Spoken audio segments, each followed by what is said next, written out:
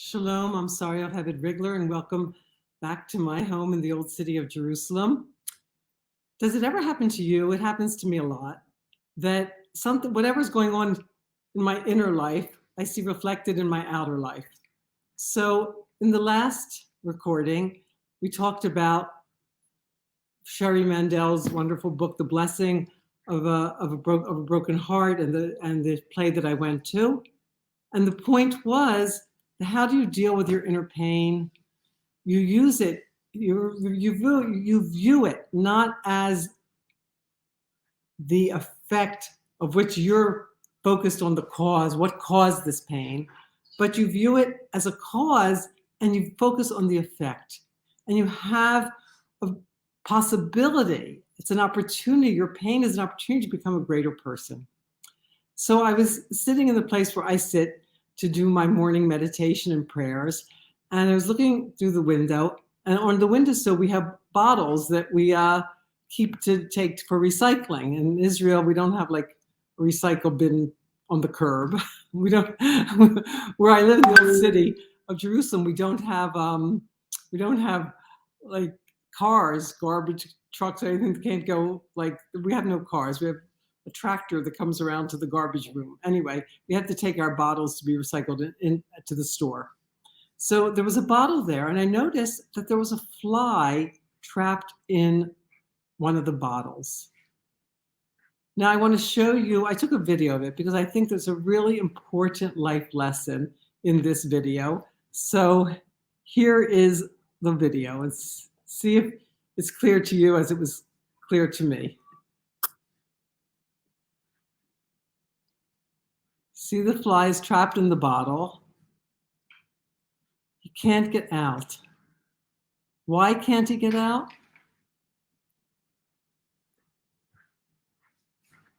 Because he doesn't realize that the only way out is up. There's no cap on the bottle. I guess I didn't show that clearly enough in the video. The top was open, but the fly didn't see it. And this went on, I just made a short video, but it went on for a long time. The fly is like flying around this bottle and trying to get out. And it has an opening, but the opening is up. And the only way out is up.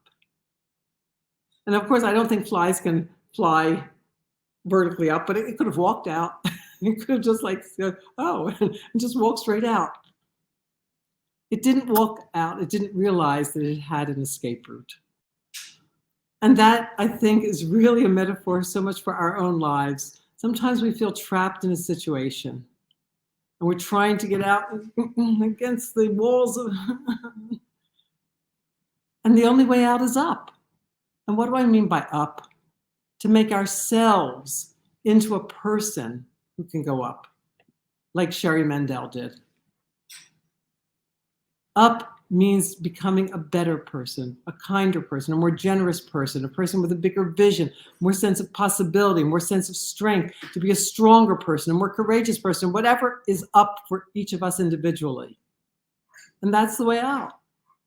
And I was telling this to a friend, I showed her the video, and she said, the fly didn't realize that it could just walk out. It needed somebody standing at the top to say, hey down there, fly down there. This is the way up. This is the way out. And so I think this tells us a lot. But in Sherry Mandel's second book, which I referenced, The Road to Resilience, she has 7 steps to go from chaos to celebration. And the second step, after the first step, is chaos, which is recognizing the chaos. Recognizing how I'm in this situation and allowing yourself to feel the vulnerability of the total lack of control. There's a concept in the Talmud that all suffering pays a spiritual debt. I don't want to go into it with great detail now, but whenever we suffer in any way, and it could be, the Talmud says it could be a small, even we wouldn't call it suffering. That you reach your hand in your pocket for a certain coin and you pull out a different coin. And just that little bit of frustration Even that amount of frustration, that amount of suffering pays a spiritual debt. So I asked my mentor, Rebbe Sephora Heller, why? Why does all suffering pay? Because we can see if a person is suffering and they make choices to grow from it and to become a bigger, better person, we can see, okay, that would burn off some karma. But why does all suffering pay? And she answered that all suffering pays a spiritual debt because all suffering teaches us that we are not in control. Because if we were in control, we wouldn't be suffering like this, right? If we were in control, we wouldn't be suffering like this. So all suffering teaches us that we're not in control and only God is in control. That's reality. So the first step, according to Shari Mandel's book, The Road to Resilience, is recognizing your vulnerability and allowing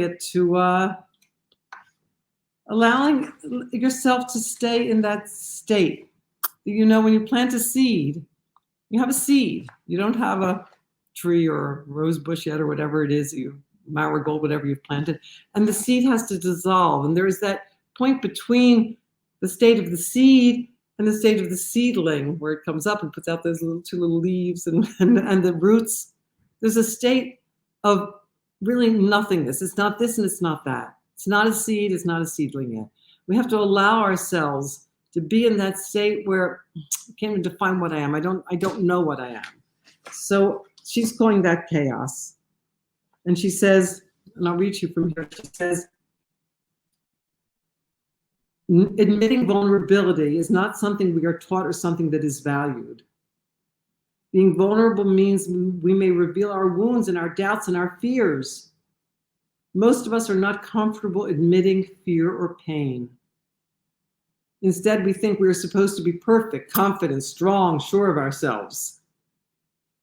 And when we aren't, not all of those around us can receive or appreciate our expressions of uncertainty. Yet vulnerability may be our deepest form of power. She says so many wonderful things in this chapter on chaos. She says to be able to contain this truth requires deep humility and faith and surrender. It's almost impossible to believe that at the moment of dissolution, rebirth is actually beginning. We can't see the beginnings of growth. Germination is an invisible, mysterious process. And according to the Talmud, quote, a blessing is present only in something that is hidden from view, like that seed in the earth. Concealment, she writes, is the first stage in receiving blessing. The second chapter of this book is called Community. Shari Mandel was very much saved by her very supportive community where she lived in Tekoa, here in Israel. And that's what I thought of when my friend said the fly needed somebody at the top of the bottle, the open top of the bottle, to look down and say, hey, this is the way out. Hey, come on, this is the way out.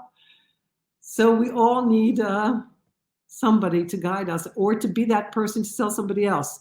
There is a way out, but the way out is always up. So thank you for listening, and I hope you have a great day.